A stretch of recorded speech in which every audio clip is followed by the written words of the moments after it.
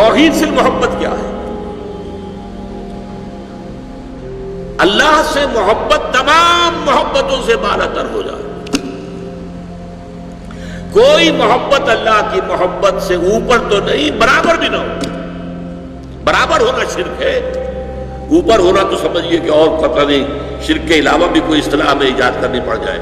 سورہ بقرہ میں فرمایا وَمِنَ النَّاسِ مَن يَتَّخِذُ مِن دُونِ اللَّهِ أَندَادًا يُحِبُّونَهُم كَحُبِّ اللَّهِ وَالَّذِينَ آمَنُوا أَشَدُّ حُبًّا لِلَّهِ. لوگوں میں سے کچھ ایسے بھی ہیں جو اللہ کے سوا کچھ ہستیوں کو محبوب بنا لیتے ہیں، اللہ کا مد مقابل بنا کر ان سے وہ محبت کرنے لگتے ہیں جو اللہ سے کرنی چاہیے تھی. والذین آمنوا اشد حبا للہ، اور جو واقعتاً اہل ایمان ہیں وہ شدید ترین محبت کرتے ہیں اللہ کے ساتھ. تو قرآن یہ نہیں کہتا کہ آپ والدین سے محبت نہ کریں، کرو، لیکن والدین کی محبت اللہ کی محبت کے برابر نہ ہو جائے، اس سے بڑھ نہ جائے. اولاد سے محبت کرو، اولاد کی محبت اللہ کی محبت سے بڑھ نہ جائے.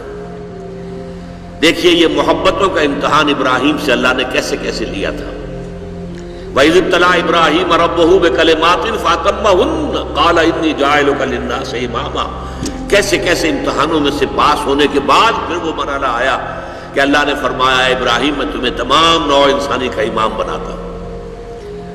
والدین کو چھوڑا اللہ کے لیے، گھر بار چھوڑا اللہ کے لیے، بادشاہ کے دربار میں آنکھوں میں آنکھیں ڈال کر مناظرہ کیا کہ نہیں کیا؟ بادشاہ جو ہے وہ مرعوب نہیں کر سکا. فَبُہِتَ الَّذِي كَفَرَ، بلکہ جو مناظرہ ہوا ہے تو بادشاہ جو تھا نمرود وہ مبہوت ہو کر رہ گیا. اپنی جان کو اللہ سے، اللہ کی محبت سے زیادہ نہیں سمجھا.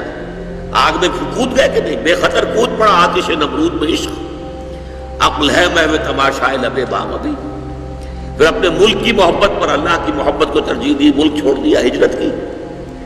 آخری امتحان جو لیا ہے، آخری امتحان جس سے کڑا امتحان ہو نہیں سکتا. 100 برس کی عمر میں وہ 13 برس کا بیٹا جو دعائیں مانگ مانگ کر اللہ سے لیا تھا، اکلوتا بیٹا، حکم آیا ذبح کر دو. یہ ہے سب سے بڑا امتحان. 100 برس کا بوڑھا انسان اور بڑی دعائیں مانگ مانگ کر بیٹا لیا. 87 برس کی عمر میں حضرت اسماعیل کی ولادت ہوئی ہے. اب 13 برس کے ہو گئے. فلما بلغ معه السعی، جب بھاگ دوڑ کے قابل ہو گئے. 13 برس کا جوان بچہ جو ہے باپ کا دست و بازو بن جاتا ہے، بھاگ دوڑ. اس لیے آتا ہے نا کہ ابراہیم اور اسماعیل دونوں تھے جو بیت اللہ کی تعمیر کر رہے تھے. وَإِذْ يَرْفَعُ إِبْرَاهِيمُ الْقَوَاعِدَ مِنَ الْبَيْتِ وَإِسْمَاعِيلُ، اس اسماعیل کے بارے میں انی ارا فی المنام انی اذبحک فانظر ماذا تری. اے میرے بچے میں دیکھ رہا ہوں خواب میں، بار بار یہ خواب آ رہا ہے کہ میں تمہیں ذبح کر رہا ہوں.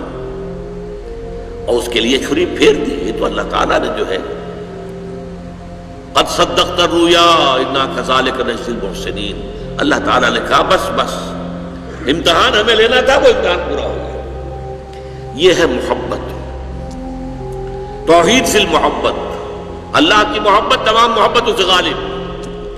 اور اگر کوئی ایک محبت بھی آ کر آپ کے دل کے سنگھاسن پر اللہ کی محبت کے ساتھ براجمان ہو گئی، بات ساتھ کہہ رہا ہوں، اوپر نہیں، ساتھ بیٹھ گئی آپ کے دل کے تخت پر، تو یہی شرک فی المحبت ہے. اب دیکھیے یہ تو میں نے انڈیویجول لیول پر آپ سے بات کی. اب آئیے اجتماعی سطح پر، بلکہ اسی ضمن میں ایک آیت اور سن لیجئے. اللہ کی محبت کے ساتھ جڑی ہوئی محبت ہے اللہ کے رسول کی محبت، اور پھر تیسری محبت ہے اللہ کی راہ میں جہاد کی محبت. اب توحید فی محبت کے لیے سورہ توبہ کی آیت نمبر 24 جو ہے وہ لرزا دینے والی بھی ہے اور بہت جامع بھی ہے. قل ان کان آباؤکم و ابناؤکم و اخوانکم و ازواجکم و عشیرتکم و اموال اقترفتموها و تجارت تخشون کسادها و مساکن ترضونها احب الیکم من اللہ و رسولہ و جہاد فی سبیلہ فتربصوا حتی یاتی اللہ بامرہ واللہ لا یہدی القوم الفاسقین.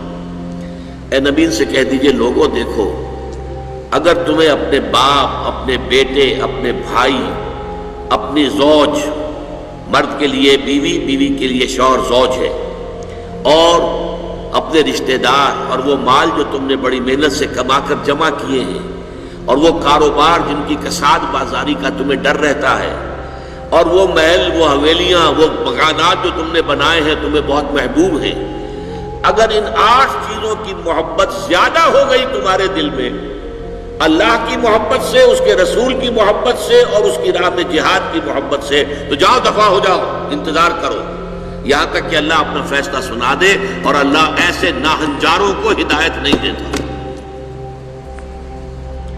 8 محبتیں ایک پرڑے میں ڈال لیجئے، باپ کی محبت، بیٹے کی محبت، بھائی کی محبت، بیوی کی محبت، رشتہ داروں کی محبت۔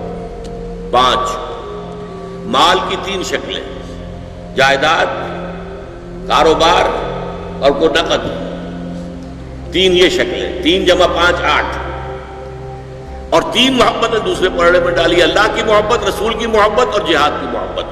اب اگر یہ پلڑا بھاری ہے 8 والا تو جاؤ دفع ہو جاؤ، تمہارا اللہ سے کیا سروکار؟ اللہ ایسے ناہنجاروں کو ہدایت نہیں دیتا۔ سب سے پہلے یہ طے کر لو کہ ان 3 محبتوں کا پلڑا نیچے ہونا چاہیے، بھاری ہونا چاہیے ان 8 کے مقابلے میں۔ یہ ہے توحید فی المحبت، اور یہ ہے شرک فی المحبت۔ لیکن اب اس کو لائیے ذرا اونچے سطح پر، وہ جو میں نے کہا انسانی معاشرہ، ریاست، اس ریاست کے لیے، معاشرے کے لیے بھی کوئی ایسی شے موجود ہونی چاہیے کہ جو اس میں رہنے والے یا اس میں شامل سب لوگوں کی محبوب شے بن جائے۔ یہ کامن محبت انہیں جوڑے گی، ان کے اندر اتحاد پیدا کرے گی۔ مثلا وطن کی محبت، وطن کی جے جے ہند، وطن کی عظمت کے گن گاؤ۔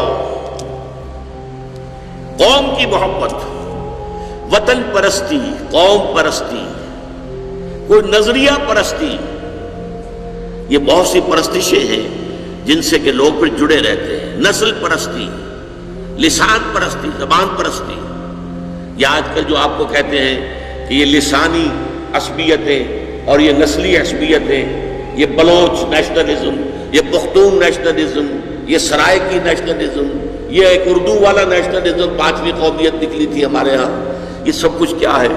یہ جمعیت کے لیے، لوگوں کو جوڑنے کے لیے، شیرازہ بندی کے لیے، انہیں متحد رکھنے کے لیے کوئی نہ کوئی شے محبوب ہو جانی چاہیے۔ اس اعتبار سے اس دور کا سب سے بڑا شرک وطن پرستی ہے۔ لیکن پھر دیکھیے، میں بات آپ سے عرض کر رہا ہوں، علماء کرام اس کو نہیں پہچان پائے، اس کو پہچانا ہے تو علامہ اقبال نے پہچانا ہے۔ اس دور میں اور ہے، جام اور ہے، جم اور، ساقی نے بنا کی روش لطف و ستم اور، تہذیب کے آذر نے ترشوائے صنم اور، مسلم نے بھی تعمیر کیا اپنا حرم اور، ان تازہ خداؤں میں بڑا سب سے وطن ہے، جو پیرہن اس کا ہے وہ مذہب کا کفن ہے۔ نظارہ دیری نہ زمانے کو دکھا دے، اے مصطفی خاک میں اس بت کو ملا دے۔ یہ وطن پرستی شرک، اس دور کا سب سے بڑا شرک۔ نیشنلزم جو ہے وہ لوگوں کو جمع کرنے والی شے ہے۔ ہماری قوم، ریشیل نیشنلزم بھی ہوتا ہے، نسلی قومیت، اور آج کل نیشنلزم جو ہے وہ علاقائی ہوتا ہے، ٹیریٹوریل نیشنلزم۔ ایک ملک میں رہنے والے جو ہے وہ سب ایک قوم ہے اور اپنے ملک سے محبت سب سے اوپر کر دے۔